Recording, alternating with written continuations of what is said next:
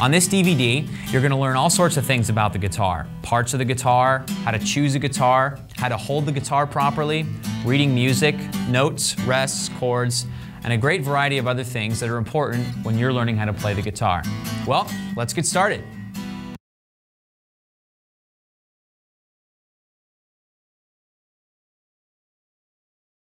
Depending on the sound and the style you want, there are a lot of choices for what kind of guitar you're going to play. We can talk about three right now. The first is a steel string acoustic, and it's got a bright, brassy sound to it.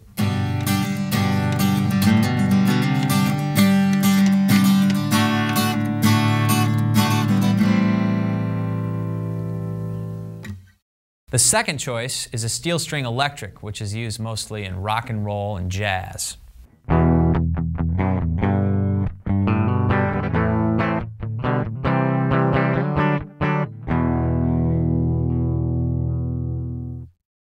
The third is a classical nylon string guitar.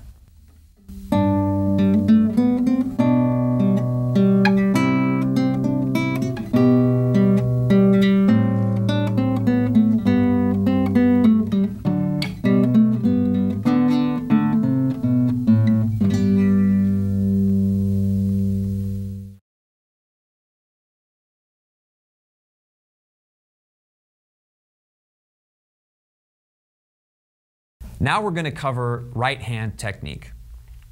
There are several different ways to strum the guitar. The first way is using your hand.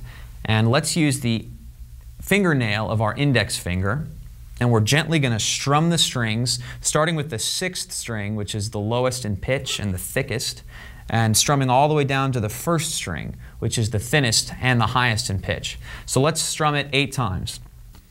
1, 2, 3, 4, 5, 6, 7, 8. Good, okay.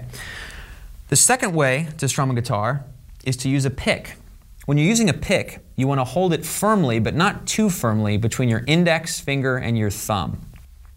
And using the edge of the pick, you're going to gently strum down, starting with the 6th string all the way down to the 1st string. And let's do this 8 times. 1, 2, 3, 4, 5, 6, 7, 8. Excellent.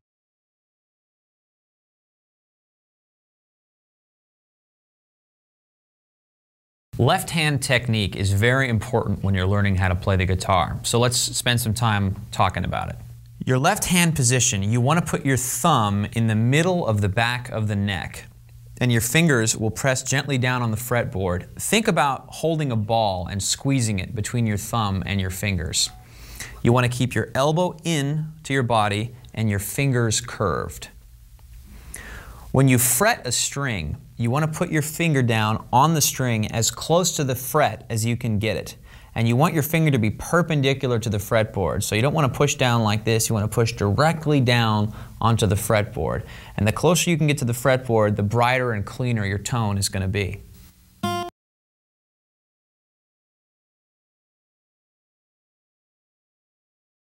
Tuning is very important. If you don't tune your guitar properly, it's not going to sound good no matter how well you play it. So let's talk about it for a minute. You can get an electronic tuner like this one, or you can use a pitch pipe, or you can even use a key from a piano. And the first thing we're going to do is tune the E string, the low E string. So let's strum it. And my lights are telling me that that is in tune. Now that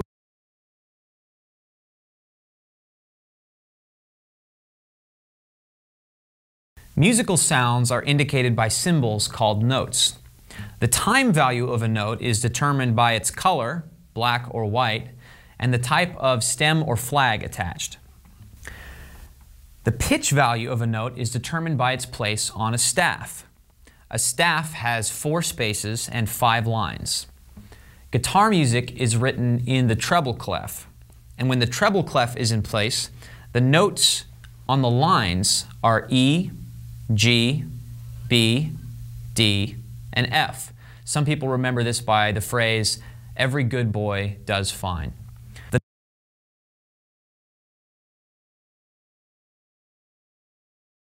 All the music in the book is written in 2 ways, in standard music notation and in tab. Below each standard music staff, you'll find a 6-line tab staff. Each line represents a string of the guitar, with the highest, thinnest string at the top and the lowest, thickest string at the bottom. Numbers placed on the tab lines tell you which fret to play. A 0 means to play the string open, or not fingered. Numbers placed one on top of the other are played at the same time. By glancing at the tab, you can immediately tell where to play a note.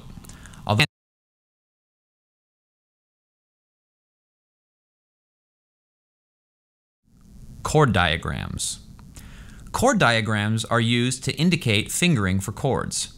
This means to place your first finger on the first fret, second string, and the second finger on the second fret, fourth string. Then strum the first 4 strings only. The X's on the 5th and 6th strings indicate not to play these strings.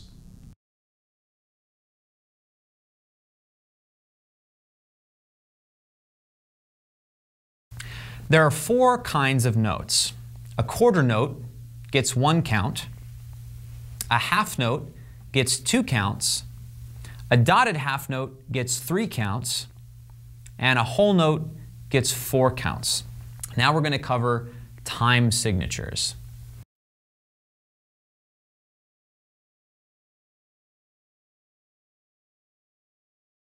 The second string is B, and we're going to talk about 3 notes played on the B string. If you play the string open, you'll hear the note B.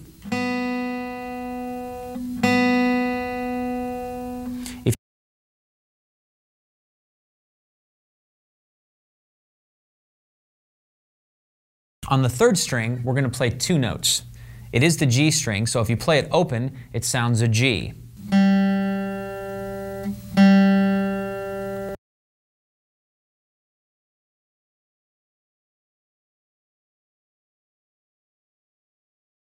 Orally uses a repeat sign. The double dots just inside the bar lines tell you that everything between those 2 bars is repeated.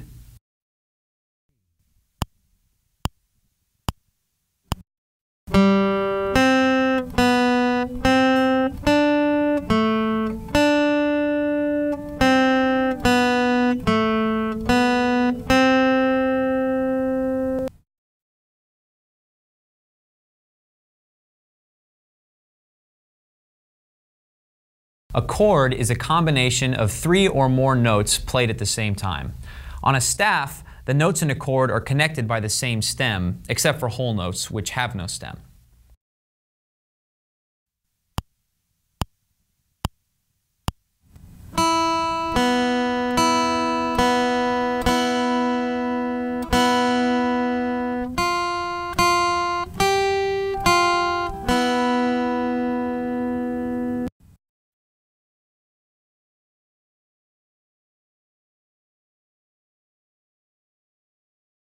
The 3-string C chord is played on the first 3 strings on the guitar.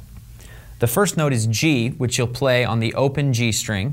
The second note is C, and to play the C, you're going to put your first finger on the first fret of the second string, C. And the third note is E, played open on the first string. So in succession, G, C, E.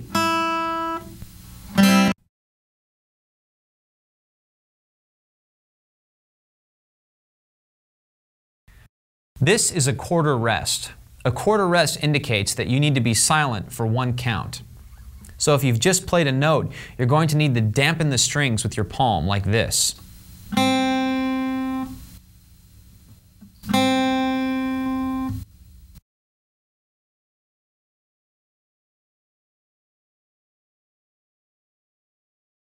The 3-string G7 chord has 3 notes all played on the first 3 strings of the guitar. You're going to play a G on the open 3rd string, a B on the open 2nd string,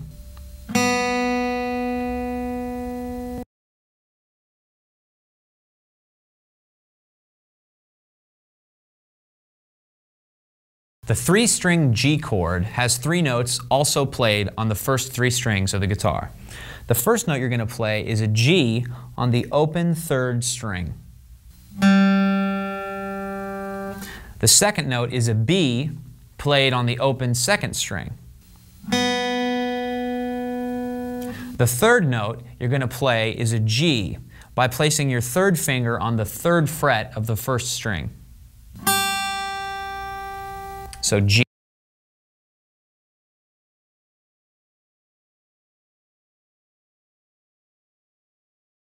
Now we're going to play three notes on the fourth string D. If you play the fourth string open, you'll hear a D. And if you put your second finger on the second fret of the fourth string, you'll hear E.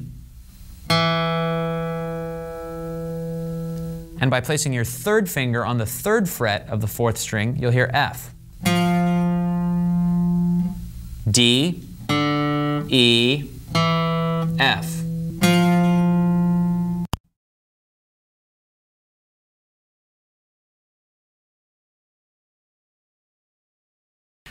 The four-string G chord has four notes played entirely on the first four strings of the guitar. The first note, D, is played on the open fourth string. The second note, G, is played on the open third string. The third note, B, is played on the open second string. And the fourth note, G, is played on the first string by putting your third finger on the third fret.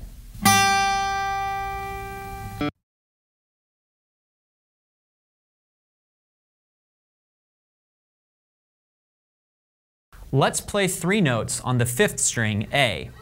Played open, it's an A. If you place your second finger on the second fret of the fifth string, it's B. And if you put your third finger on the third fret of the fifth string, C. A, B, C.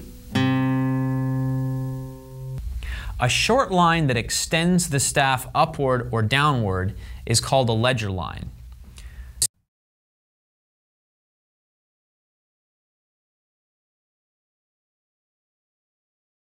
Let's play a high A. You play a high A by sliding your fourth finger up to the fifth fret on the first string.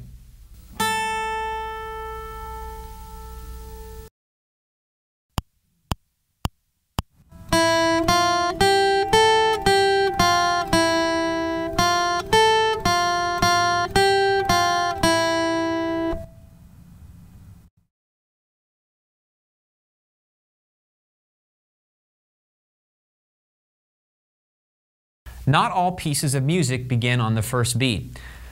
Sometimes they'll begin with an incomplete measure, also known as a pickup. If the pickup has one beat, the last measure will have 3 beats in 4/4 time, but in 3/4 time, it would have 2 beats.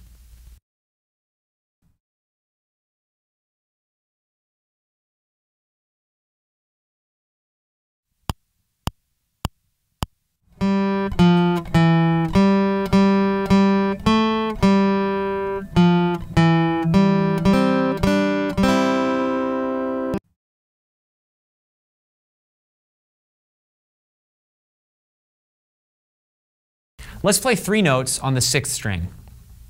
Played open, the 6th string is an E. If you put your first finger on the first fret of the 6th string, you'll hear an F.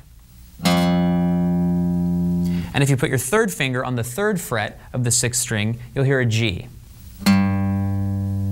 E, F, G.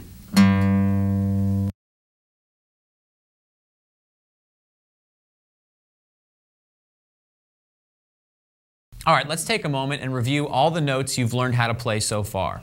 On the 6th string, you've learned E, F, and G. On the 5th string, you've learned A, B, and C. On the 4th string, you've learned D, E, and F.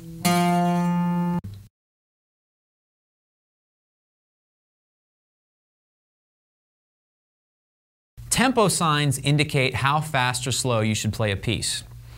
Andante is the Italian word for slow. Moderato is the Italian word for moderately, and allegro is the Italian word for fast. Here's an example of each of those. Andante.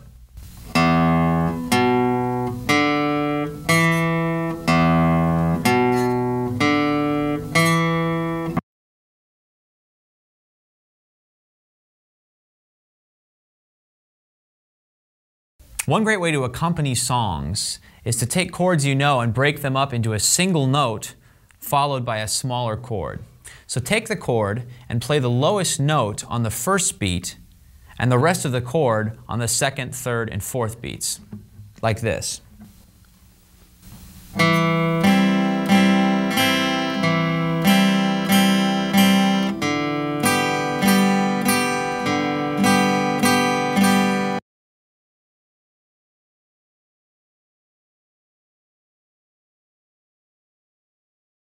Symbols that tell you how loud or soft to play a piece of music are called dynamics. P stands for the Italian word piano, which means soft. MF stands for the Italian words mezzo forte, which means moderately loud. F stands for forte, or loud. Two Fs stands for fortissimo, or very loud. We'll use the opening line from Beethoven's Fifth to demonstrate these. Piano. Mezzo forte, forte,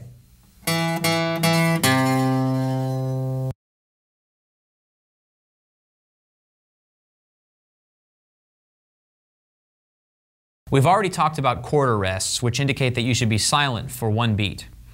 Half rests indicate that you should be silent for 2 beats, and whole rests indicate that you should be silent for 4 beats in a measure of 4/4, and for 3 beats in a measure of 3/4 time.